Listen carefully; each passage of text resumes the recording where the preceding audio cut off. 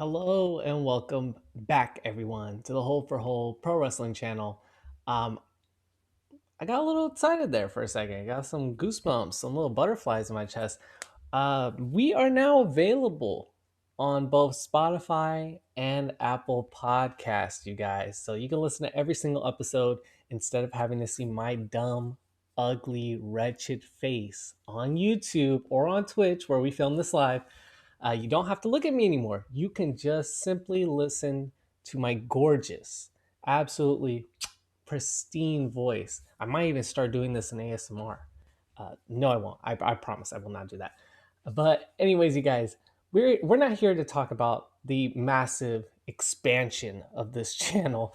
We are instead here to talk about Friday Night SmackDown. That just went down here like 6 minutes ago. And it was pretty much a lot of filler, guys. I'm not going to lie to you. This isn't the most interesting episode. It didn't carry many threads. It did spark one or maybe two talking points that we'll get to. But aside from that, it wasn't the greatest SmackDown. But there was some great character moments. We got to see King Woods like fully be King Woods. He kind of controlled this episode. We got to see a new and I guess, yeah, a new and never before seen Shotzi Blackheart. They're not calling her Blackheart anymore, but Shotzi, which I'm excited for because I love Shotzi. And we kind of get to see a new twist and turn in this Mustafa Ali storyline that we're going to talk about, and how they kind of already didn't set it off to the great start. But before we get into SmackDown, I saw a bit of news. Well, I guess it's not really news, but I saw that Big E gave an interview with the Breakfast Club. And one, I like the Breakfast Club. I don't agree with most of their political standings or who they are as people, but Breakfast Club does have some good interviews now and then. And Big E being on there is kind of a big deal. It's a mainstream, it's not a wrestling a platform per se, it's mainstream. So he discussed some of the aspects of being a wrestler and specifically being a black wrestler that I think is really important to listen to. So I got the transcripts from Fightful, of course. Fightful's a great platform. They do great work. So make sure you check them out. But I got all the transcripts from his interview, specifically talking about being black in the WWE. And I thought, let's dive into this because it's a good viewpoint to have to understand his perspective. I think it's really important to have that. So let's just jump right in, I guess. He says, I see myself as, I don't want to say a light in an area of darkness, but sometimes you have to work from within. We all work for these massive systems and their beliefs and views that I don't necessarily agree with or feel, but my presence in WWE, I have felt like I can reach people, I can motivate people, and I can still show this is how I feel and this is how I see the world. I feel like within the system, it's a massive platform, and I don't want to lose that. He continues on by saying, I haven't necessarily talked to Vince about his political views or donations or whatnot. You definitely don't want to do that, sir. But there are some things that I've wanted to do, like small gestures, but things that still matter to me. After George Floyd, Kofi and I decided we needed to show people we were here with you. We feel the same pain, we're crying the same tears, which I think is it's just horrible to have to think about, but it's the truth. I went up to Vince and I said, hey, we're gonna kneel, throw a fist up. Is that cool? I wanted to run it by you. He said, yeah, no problem. And that's what we did. I'm not saying we changed the world by any means, but a lot of things that I felt were important to me this past year, especially with George Floyd's death, that touched me. There are some things that I wanted to accomplish, I wanted to do, especially when you see black kids at shows. We're here to entertain everyone from all backgrounds and ethnicities, but when you look out and see a black girl or boy, they remind you of yourself or my sisters when I was young. To let them know that just because we're on TV or have money or fame, that doesn't make us above feeling the way you feel.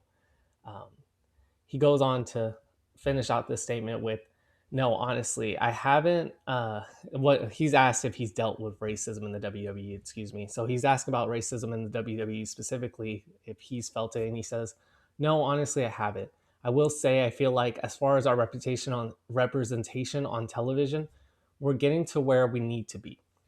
It's still always a work in progress, Oftentimes there are issues. It would present themselves as people seeing you in a certain way, or they want you to, as a character, oh, you're a black man, this is your role you need to play. So kind of just, stereotyping them. Our goal as the New Day was to start tearing down those boxes so people don't see performers when they see a black woman. They don't think that she needs to be sister necking and doing certain things.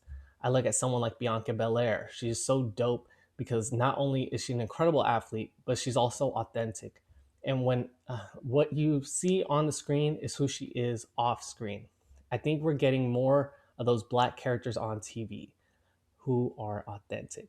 So yeah, I mean, it's not news per se, but I did want to read it off. I did want to, acknowledge that, that perspective is real and it's needed, and people need to understand that, especially in the industry that wrestling is. It hasn't always had, if ever had, a good representation of black characters and like the black voice. So I think this was a good this is a good interview, guys. Go ahead and check it out. By the way, if you go on YouTube and you type in Breakfast Club Big E, it comes up. Listen to him talk about it. Obviously, I don't do it justice, but I hope I put this on your radar so you can go and check this out and listen to him because, yeah, this is an important point of view that we should be hearing. Woo, that was a lot of reading, you guys. But we have SmackDown to talk about still. That's what I signed up to do. We start off the show, surprisingly, at least to me, I thought we were going to get a Roman promo. But no, we start off the show with Charlotte Flair. She comes out. She says that the order has been restored in the women's division now that she's the SmackDown Women's Champion. I think this is her 6th time just with that title. She says that winning the title is just another Friday to her. There's no bells and whistles that really come with it anymore. This brings out Sasha Banks. Sasha then asks her to be when her title shot's coming up. Charlotte puts her off, says that she talked to Sonya about getting a new face a chance to contend for the title. This brings out Shotzi, you guys. So the logic of this doesn't add up, right? Like, why would Charlotte go to Sonya and be like, I need a fresh face to contend against. I don't want to fight Sasha Banks. In my mind, I don't think Charlotte would be the type to be introducing her. I would have actually kind of preferred, let's just talk about this. So Shotzi's here, she arrives, it's announced that Shotzi's getting a championship contenders match. This is the part I would have changed, at the least. This is the part I would have changed. I would have had it been Sasha Banks versus Shotzi for a number 1 contendership match, That way there's like real stakes here, because a championship contenders match is just nothing. They even said it on commentary. Pat McAfee was like, oh, if she wins here, she's going to be in the running for the title. No, if she wins here, she should automatically be the number 1 contender. But they just can't say it. So yeah, this is the beginning of where I was like, okay, this is a little weird. But anyways, we have that match immediately next. It's Charlotte Flair. It's Shotzi. Sasha Banks is on the sideline. She's rooting on Shotzi the whole time, which all she says is she literally only says, stay on top of her. Stay on top of her. That's all she says the entire match. I couldn't stop listening to Sasha. Any moment of the match, she'll go, stay on top of her, Shotzi. Giving absolutely no advice. Just redundant.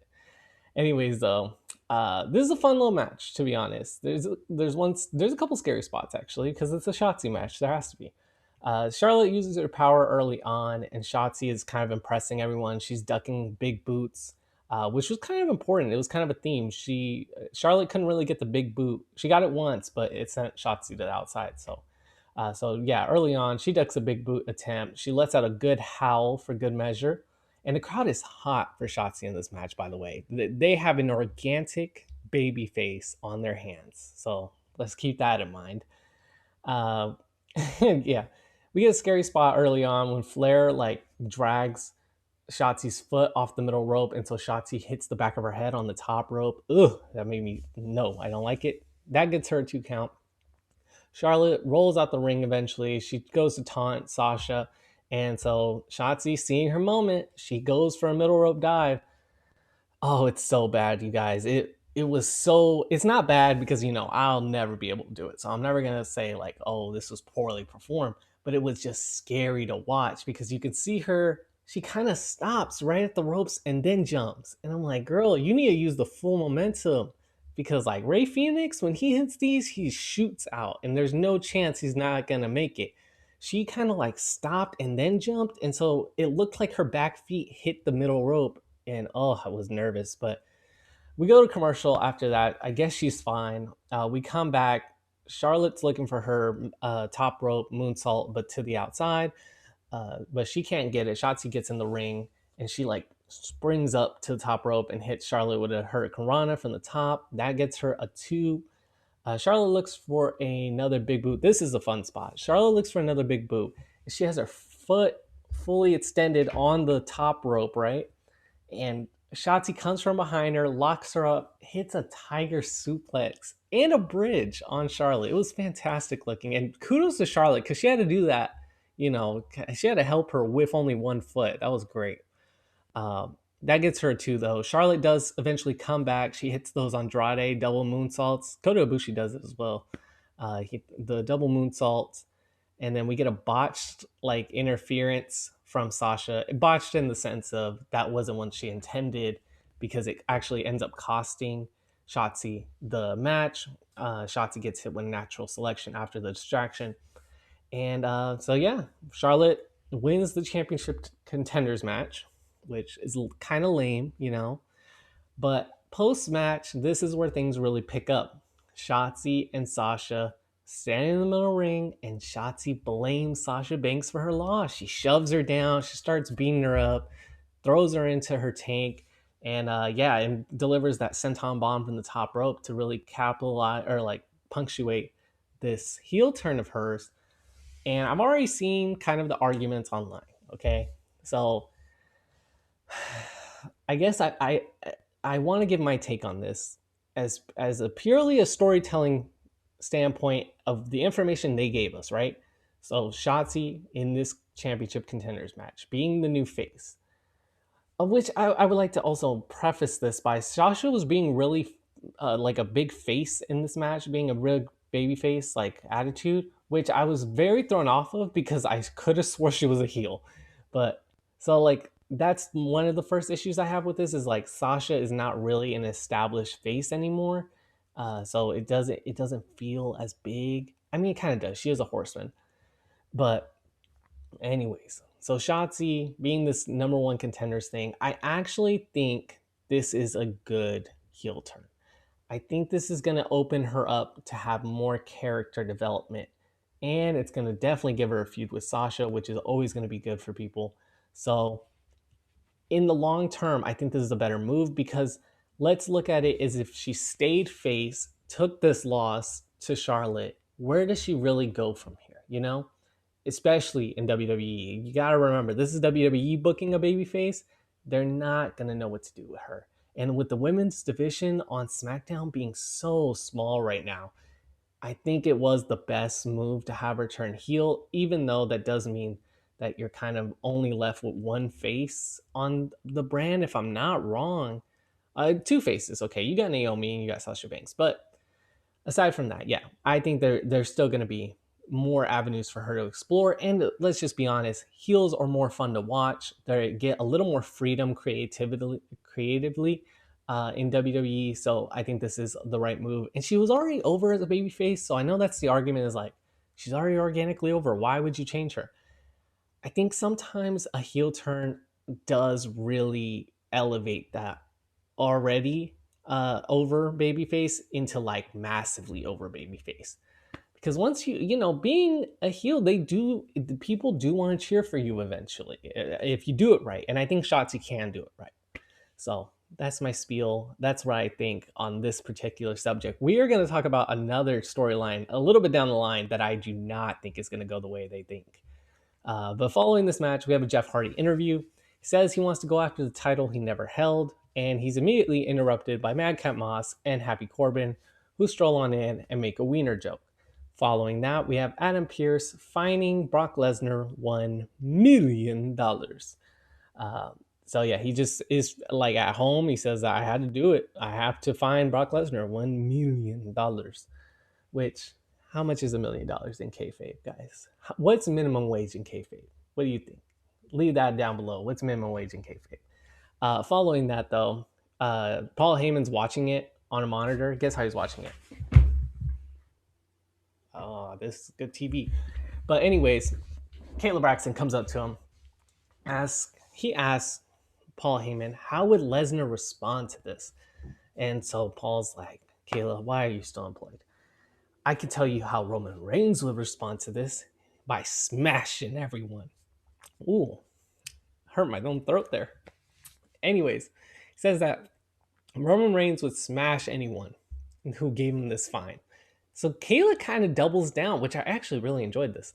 Kayla doubles down and says, you have this, one of a kind expertise with Brock Lesnar. I'm not asking you as his advocate. I'm asking you from the, because you were his former advocate, kind of like you're not his advocate. You just know him really well type of deal. And so this sets Paul off. He's like, well, first, Brock would definitely rip the throats of anyone in the office. Then he would come down and show everyone that he's the beast. Really slipping into his advocate voice, which I gotta stop doing because I'm gonna hurt myself. He slips into his advocate voice, and then he catches himself and he's like, but like I said, I don't represent Brock Lesnar. And he kind of ends, right? I enjoyed it. It's the only bit from Paul we get tonight, and it's the only advancement of this Roman Brock storyline that we get tonight. But it was really well done, you guys. I really enjoyed this subtle character work and this like slow build. I know people are already tired of it, but I'm not. I just am not. I think it's a good story. And this was like not long. It made Kayla look really good, which is always hard in WWE to make the freaking announcers or like the interviewers have a character. I think they have more of a character in NXT especially, but yeah, like that it made everyone involved look good, even Adam Pearce. So I enjoyed it. Following that, we have Drew McIntyre. He sets an open challenge. He has a short little promo, just basically asking the crowd, y'all want an open challenge? And they're like, yeah. And so he's like, okay. And so he gets an open challenge going.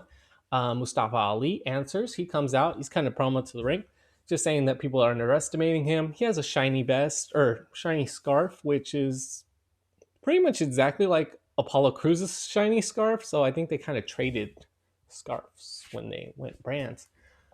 But the match is short, and I will say this one should have been longer, especially for the story they wanted to tell after. This should have been longer than the stupid Madcap Moss match later on. So we get a chop exchange to start off, and this chop exchange is funny because Ali just gets launched from a chop from Drew. Ali's in the corner. Drew gets him for a belly to belly and launches him from the corner to the corner, a diagonal launch. It's so good. Ali goes for a 450, but it's evaded. He rolls through it. He ducks a Claymore from Drew. He goes for that float over DDT, which I love. I think that should always be his finish. But Drew overpowers him, which, again, I love that counter because it's like, no. So he overpowers him, and he gets a Kimura lock for the win. Very interesting finish there. We haven't seen Drew use a submission. I love the Kimura lock. It's Brock Lesnar's old, he used to break people's arms with it. So very cool finish there. I just, again, especially we're going to talk about this bit here, but I think the match should have went longer. Ali has a post-match promo saying that the crowd they don't cheer for him because his name is Mustafa Ali, which, okay, we're going to get in some tricky territory here, but I will say he's not wrong, right? Islamophobia, racism runs deep, boy, especially in the good old USA.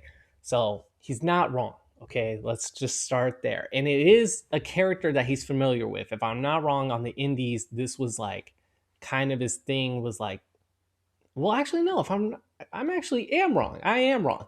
I'm pretty sure now that I'm remembering it, his whole character was like, I'm not going to be the stereotype, I'm not going to play up like that I am Muslim. Like, I'm not going to play into that. So maybe I'm completely wrong. Anyways, this is the only thing I don't like about this match. First of all, Ali was already a heel. Ali already being a heel and then saying that the crowd only boos him because of his name, I don't think it works. What I really wish. Oh, let's listen. Okay, we're gonna get back to this. I'm so sorry. I'm full of tangents, and I will finish this thought. But first of all, it's pretty much the exact kind of promo that Muhammad Hassan had. If I'm not wrong, it's like nearly word for word. Like Muhammad Hassan had a whole promo saying that you only boo him because his name is Muhammad Hassan, which again was still true and still relevant, which is sad, right? It's still relevant. This is a relevant thing. The only reason that I just don't see this working for Mustafa is because the crowd was already kind of dead for this in his heel persona in general. His heel persona right now, without being in the Mansoor feud, is just too fresh to have this, I think, and be like the thing for it. I don't know, maybe this is the clean slate he needs for it. But what I would envision this character actually needing is like Mustafa Ali kind of in The Rock role. Remember when The Rock first debuted and people hated him because they could just tell he was just a smiling baby face, no character behind it, right? Die Rocky Die, and then he joins the Nation, right? I think that's like one of the cases where you kind of wish he had that kind of heat with the crowd, where the crowd legitimately doesn't want to see him, and then he spins it back on them as, I know why you don't want to see me. It's because of my name. It's because of who I am. I think that in that situation, it could work. In this situation, this has a chance of working, but I am not optimistic. I think that I trust Mustafa Ali. I mean, if y'all remember his like old promos and his like just his own self shot stuff from I think 205 Live and his early SmackDown debut, he does good work. If he gets into character, he really bites into it. And I thought him and Mansoor were onto good things there. So I do trust him. It's just I don't trust WWE to tell this story. At the same time when they have like NXT 2.0's, whatever that guy's name, the Fox News host, basically, like I just don't trust it. I really don't. I trust Mustafa, but I don't trust WWE. And which is funny because I just read that Biggie thing, but you know what I mean? Like, I don't think I'm wrong here.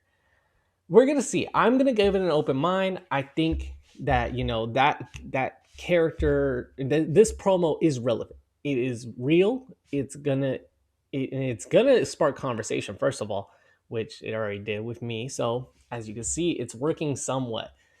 It just needs to be executed in a fresh way, in a way that is progressing a storyline and it isn't just harping on I'm the evil foreigner, because they love doing that. Remember the Jinder run? That's all they did.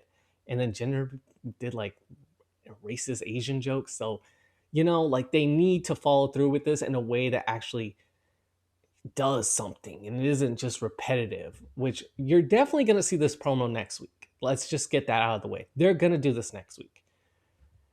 They might extend it though, and there might be more details, but I very much just see them doing the same thing because that's how WWE TV is. They do things 2 weeks in a row just to make sure everyone sees it, especially with them being on FS1 right now. So I don't know, man. This is tough. I am curious though. I'm gonna keep an open mind on this whole character shift.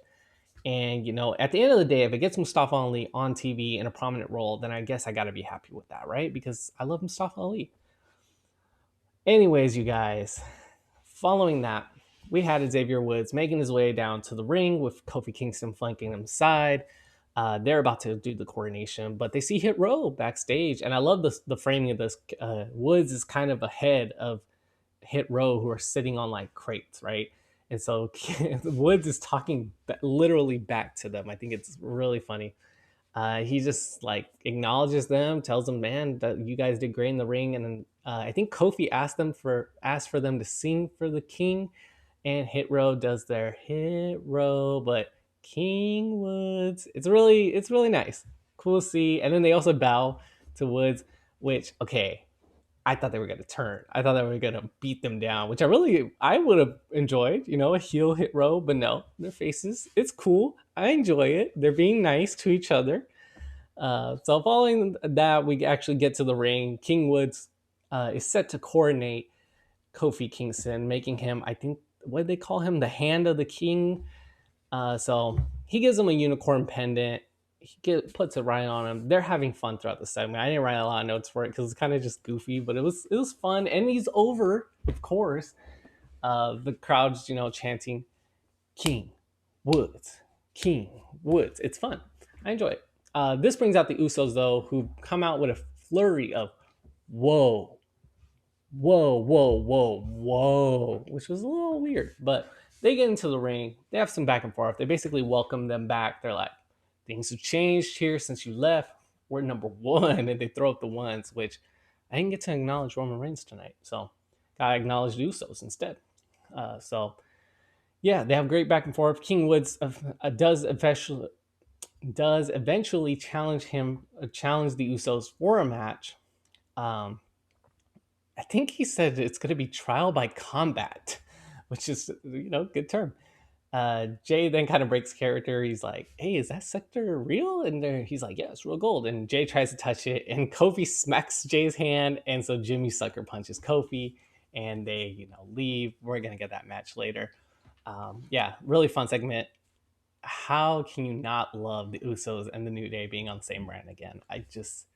Match made in heaven, and their characters are just so like, now there's new characters involved. There's the Usos being with the Bloodline, the New Day having King Woods, and the champion Big E. Like, it's just good stuff. Following that, though, we have the trick or street fight between Nakamura and Boogs versus King Corbin, or sorry, not King Corbin. Sorry, I'm so sorry, King Woods. Happy Corbin and Madcap Moss. This was, if I'm not wrong, the longest match on the card, and it did not need to be this long. It was literally a joke match. Pumpkins all around the ring, apple bobbing station, the full Halloween works. We get the 24/7 division running through, even though I thought they were only on Raw. I feel like I've never seen them run through on SmackDown.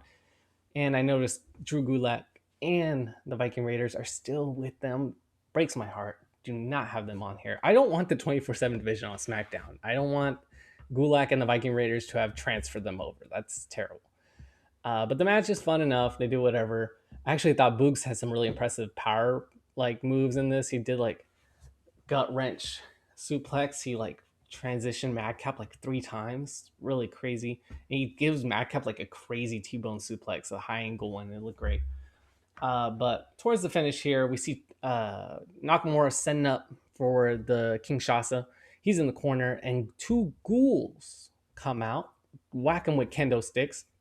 This allows Madcap Moss to hit a neck breaker onto Boogs, onto a pumpkin for the 3 count. And then after the match, the ghouls are revealed to be the most handsome men on SmackDown, Humberto Carrillo and Angel Garza. I'm really hoping this is the only instance that I have to see my handsome boys, my handsome men, near Corbin and Madcap Moss. I do not want this faction. WWE doesn't do factions, and I swear to God, if they do this one instead of all the other great possibilities, I'm going to be mad, because I want those men as far away from this bathroom break of a program that Corbin and Madcap Moss are. But following that, we had a Sonya Deville interview. She says that she wasn't biased when in her match with Naomi and the whole Sonya stuff. Sammy comes in. He starts to talk. He's like, "Hey, you need someone like me." And then they just cut him off. Camera completely goes off. We go to Naomi making her entrance. It's really weird. I don't know if it was necessarily on purpose, but even commentary were like, well, thank God for that. It didn't seem planned. But anyways, Naomi made her way to the ring because she has a match against Shayna Baszler scheduled. So Shayna Baszler gets in the ring. This brings out Sonya Deville. Sonya Deville says, "Oh man, Brock Lesnar took out the ref for this match. He beat him up last week." First of all, y'all ain't got another ref for this? That's just not a good excuse. But she says that with the short notice, she needs to find a professional ref. So of course she does it. she's like, hey, you guys, she tells the bell keepers, you guys have a ref shirt over there? And they throw one in, and it's her size perfectly. So obviously this was a coordinated effort. So yeah, she special guest refs this match. We get some fun graps to start off. Shayna's like constantly looking for the clutch, and Naomi's like finding creative ways to get out of it. I think at one point she does the splits to get out of it.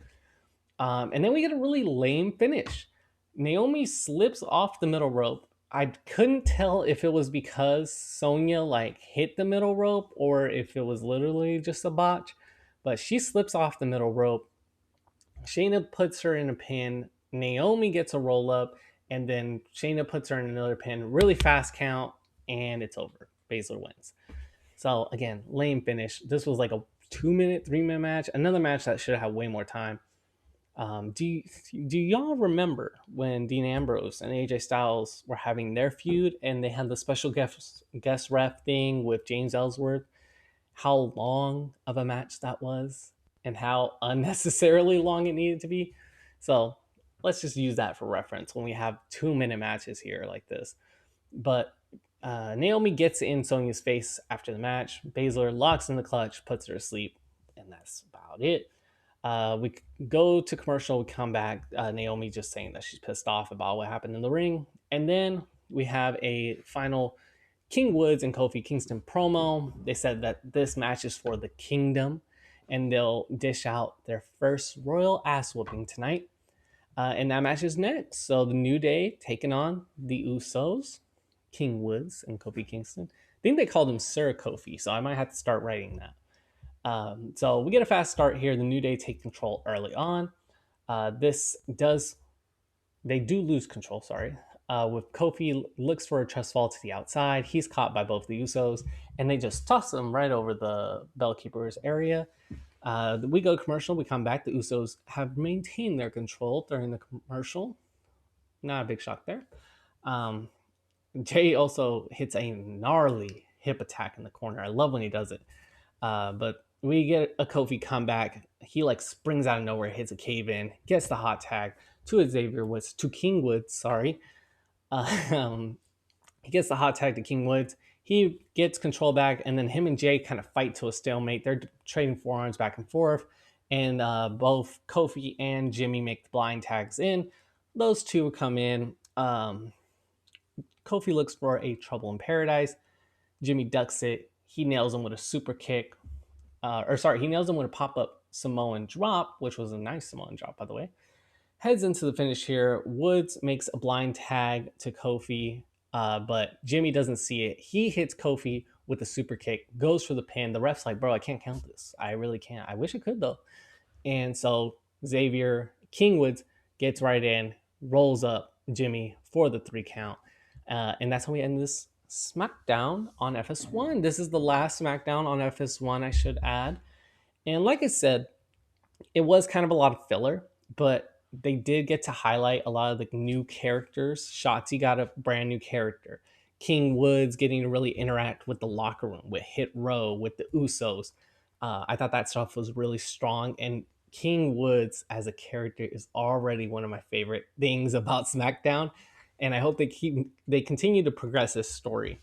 I don't really know where they're going to go with it, to be honest, because it doesn't look like he's going to chase any singles gold, not as of yet. They could end up winning the tag titles again, but I kind of would like to see King Woods take on Nakamura for the IC title and, kind of scurry out, Happy Corbin and Madcap Moss out of that scene. Maybe have them go after the Usos and, get embarrassed. But yeah, and then the Sonya stuff, I just wish it had more time to breathe because it was a really lame finish. But this story, I'm still into. I can't wait for Naomi to actually finally get a match with Sonya. I don't know when that's going to happen. But they haven't really been building Survivor Series yet. They haven't made it brand versus brand. So I don't know. That could happen there. Yeah, let me think. Anything else I want to close on, I guess?